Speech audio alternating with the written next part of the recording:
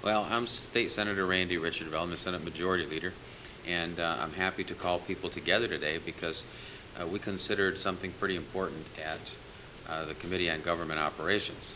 Senator Mike Green introduced a resolution that would call for the United States government to amend its Constitution to have a balanced budget amendment very similar to the one that we have here in Michigan, where we've been very successful, I believe, in the last few years in balancing our budget on time and in a way that's responsible, tightening our belts and making sure that we're living within our means, at the same time paying off long-term debt, putting some money off to the side, and improving the business climate and the economy.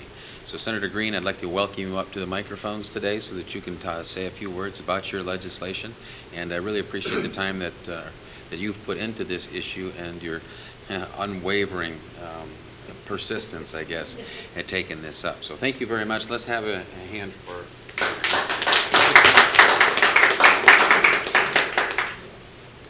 Well, I'd certainly like to thank Senator Richardville for his strong leadership and support of this balanced budget amendment, or BBA as people call it. But I'd also like to recognize this morning those who are driving momentum on this issue across the nation.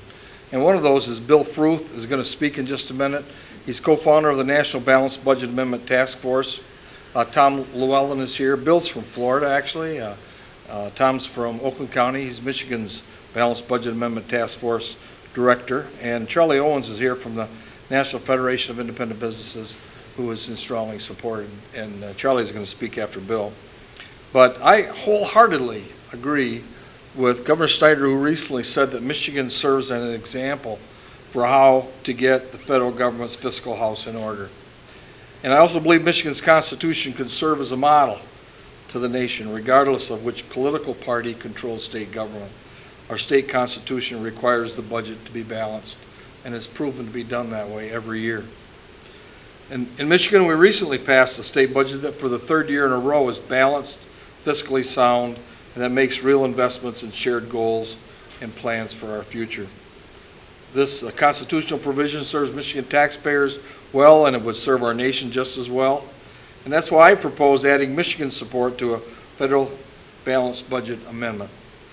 Like all grandparents, I want to hand off to my 20 grandkids a nation that's even stronger and more prosperous than was handed to my generation. Currently, the national debt is just under $17 trillion. That's nearly $150,000 per taxpayer, or around $54,000 per person of any age.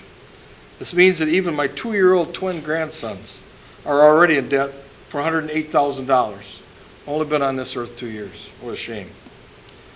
This is not responsible. It's not the legacy I want to leave when I'm gone. But if we do not stop out of control federal spending and constant budget gridlock in Washington, all we will end up with is handing future generations a huge credit card bill and a broken national economy. Michigan has been leading by example, and we've waited long enough for action by Congress.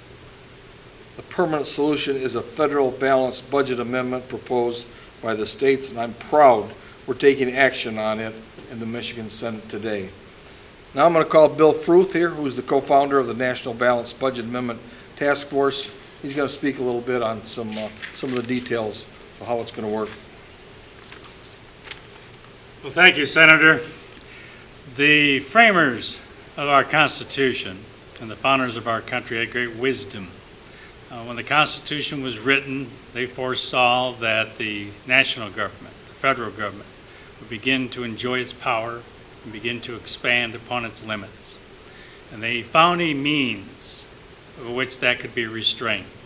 In Article 5 of the Constitution, they enable Congress, through 2/3 of the vote, to propose amendments which are subsequently ratified by 38 states. Going along directly with that, they gave the states the equal ability to propose an amendment. The idea was that the states would be needed in the future to restrain the federal government from its growth and power. The spending, the debt that has now been accumulated is unsustainable. We are riding a horse at full speed and frankly waiting for it to die. There's no slowing at the federal level. And the only way we will be able to stop federal spending is we make it unlawful for them to do that. As a result, the states literally are rising, using the tool in Article 5 of our Constitution to convene a convention for proposing a balanced budget amendment to the Constitution. The Founding Fathers had envisioned this tool to be used to bypass Congress in the amendment process, that the states would be able to both propose and to ratify an amendment. The Michigan legislature, in considering Senate Resolution 5V, will be joining at least now 19 more states after it passes it to convene this balanced budget amendment convention. 34 states are necessary. This resolution is presently or soon will be filed in 17 other states. The states are using the tool that the Founding Fathers have given them to do expressly what the purpose was, to restrain the federal government. And we so fully hope that the Michigan Senate, followed by the House, will pass this resolution with dispatch. Thank you. Next, we'll have Charlie Owens with the state NFIB, who has a few remarks. Thank you, Senator Green and Majority Leader Senator Richardville, for bringing this important issue before the legislature. NFIB, small business owners, have been frustrated with the inability of the federal government to live within its means, something that they have to do to stay in business, something that every citizen has to do to live within their means. It's not unreasonable for us to have the same expectations from the federal government. NFIB has supported a balanced budget amendment in the Congress for a number of sessions, but we're going to step up our game and we're going to support this state effort as well. In addition to Michigan having a balanced budget amendment, we also have an initiative petition process, not unlike Article 5, where the citizens or the legislature can act without the executive office, or the citizens themselves can bring changes to our Constitution and our laws. And so Article 5 is not that dissimilar from what we have in our Constitution.